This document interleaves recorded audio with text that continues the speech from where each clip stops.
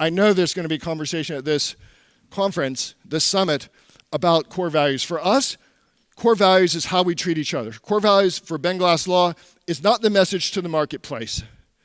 Core values is, do we have a team that treats each other well, with respect, engages in brave conversations, raises their hand and says, this isn't perfect for me and this is what I need. Raises their hand and says, I'm having a trouble, one person to another. What can I do? What can I do about it? Having your clear and cohesive vision. We know where we're going. We know what numbers we want to hit in 5 years from now. We know how many cases we'll need and what sort of infrastructure we'll need. And the team knows this. And one of the big challenges for law firms is when we say we want to hit certain revenue and profit goals, the team goes, why would that be important to me? Like, I don't give a shit. You have a boat or whatever? I don't have a boat. I have 9 kids. I don't have a boat. I've sent, Sandy and I have sent 7 to 6 different Virginia universities. So they all graduated in 4 years, no college debt. All right, so that's my boat. Thank you.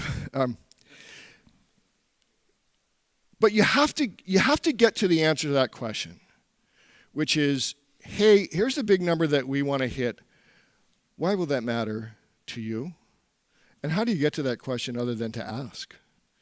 Like, we want to go here, and how can we help make this even more perfect for you? You have to be willing to ask that question and listen to the answer. But that is a challenge. Like, how do you get the records collection clerk, right, who's got like one of the hardest jobs in the firm, how do you get them to get excited about the vision?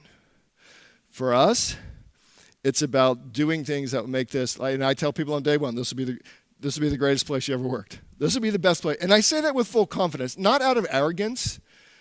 I don't think out of arrogance. It may sound arrogant, but because we're always asking, and Brian and I are willing to do whatever it takes. If you're the right team member sitting in our office and sitting in the right place on the bus, I don't want to lose you. I don't want you to be poached. I don't want you to go compete with me. But I need to know what will make it great for you. And then this clear definition of roles and accountability. Like so many law firms, if that line outside the owner's door is really long because people are asking 100 questions because they don't really know who's responsible for what, that's on you, by the way. But having really clear, and I'm sure that Vista, like this has got to be a core teaching, how do you create this for the firm so that you can slot people into the appropriate roles and accountability and then hold them accountable. If you fail on this and you get conflict is going to be much harder to overcome. All right, conflict's going to occur because, why? We're human beings. This is why, by the way, the same stuff is the jury teaching stuff, because we're talking to human beings. It's the same in sales training. We're talking to human beings. And I referee soccer. I'm talking to human beings. All right? Here's the rule. Conflict is inevitable, and I believe I've proven this to myself over and over again. The people that get you to a certain level are not the people that can get you to the next level. It is the Peter principle, right? That is neither good nor bad. It is just a fact of reality that we can't run from, right?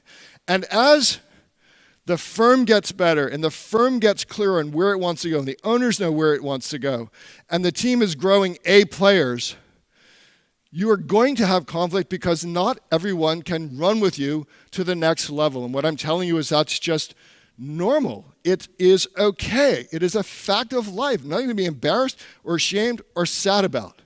But that's where it comes from.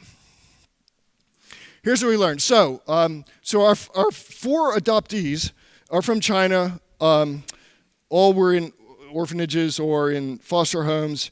And the thing that Sandy and I knew nothing about was early childhood trauma. So our first 5, pretty typically developed kiddos. We never had to go to school except for PTA night and athletic events. And then we're kind of thrust into this world of, oh my gosh, if you're not born into a loving family of people who love you and care for you and will guard you and protect your life, like that rewires the brain. And so we had to go to conferences like this with experts who taught us about brain science with kids and how you respond to what I call the on-fire brain, which, by the way, is in athletics, and when I'm coaching or when I'm refereeing at coaches and players screaming at me, that's an on-fire brain, all right? So the first thing to know is that when you have the form of conflict, that is somebody who is mad at you, like that's their brain being taken over by their amygdala. That's my science level for the day, right? But stress constricts thinking and distorts perspective. And so it ain't personal.